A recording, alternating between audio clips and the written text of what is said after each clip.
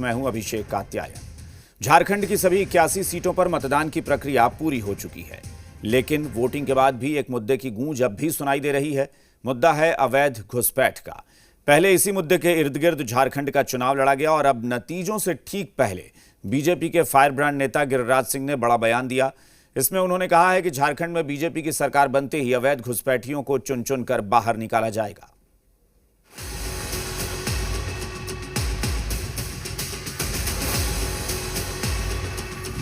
बंगाल के रास्ते से जो घुसपैठिए जा रहे हैं उस पर रोक लगाऊंगा। बांग्लादेशी रोहिंग्या मुसलमान घुसपैठ कर रहे हैं तो लोगों को गुस्सा है। झारखंड की सभी 81 सीटों पर मतदान प्रक्रिया पूरी हो चुकी है। प्रत्याशियों की सियासी किस्मत ईवीएम में कैद है। कुछ ही घंटों में झारखंड को लेकर फैसला आने वाला है, लेकिन ईवीएम नतीजे का ऐलान करे इससे पहले ही घुसपैठ का सियासी मुद्दा फिर परवान चढ़ने लगा है।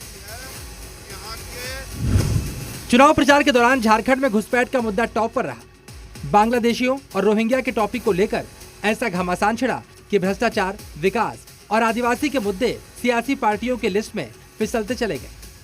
और अब दूसरे फेज की वोटिंग खत्म होते ही केंद्रीय मंत्री गिरिराज सिंह एक बार फिर सामने आए। झारखंड की हेमंत सरकार पर सवाल उठाया। कहा, झारखंड में घुसपैठियों के लिए रेड कारपेट बिछाया गया है। बीजेपी की सरकार बनते ही सभी घुसपैठिए बाहर निकाले जाएंगे। मुझे पूरा विश्वास है कि अब जब सरकार बनेगी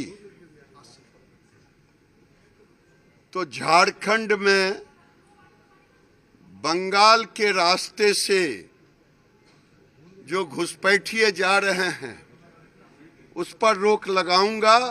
और जब बंगाल में भी सरकार बनेगी सारे घुसपैठिए को निकालूंगा। झारखंड चुनाव में डेमोग्राफी का मुद्दा भी जोर शोर से गूंजा।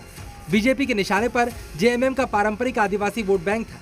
यही वजह है कि चुनावी लाउड स्पीकर से आदिवासियों की घटती और मुसलमानों की बढ़ती आबादी के मुद्दे की गूंज बाहर आती रही। अब चुनाव खत्म होने के बाद भी बीजेपी घुसपैठ के मुद्दे को लेकर आक्रामक है।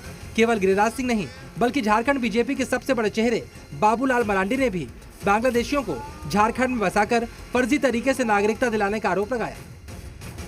पिछले 5 वर्षों तक जो हेमंत सोरेन ने झारखंड को जो लूटा है, ऊपर से लेकर के नीचे तक जो करप्शन है, जिससे आम लोग परेशान थे। कानून व्यवस्था बिगड़ गई, डेवलपमेंट का काम नहीं हो रहा है। बांग्लादेशी रोहिंग्या मुसलमान घुसपैठ कर रहे हैं, उनको यहाँ नागरिक बना रहे हैं, उनका राशन कार्ड बना रहे हैं, उनके नाम से जमीन जायदाद कर रहे हैं, तो लोगों को गुस्सा है। बीजेपी ने इसके लिए साथ रहेंगे तो सुरक्षित रहेंगे जैसे नारे दिए। चुनाव प्रचार के दौरान लव जिहाद और लैंड जिहाद का मुद्दा भी उठाया गया।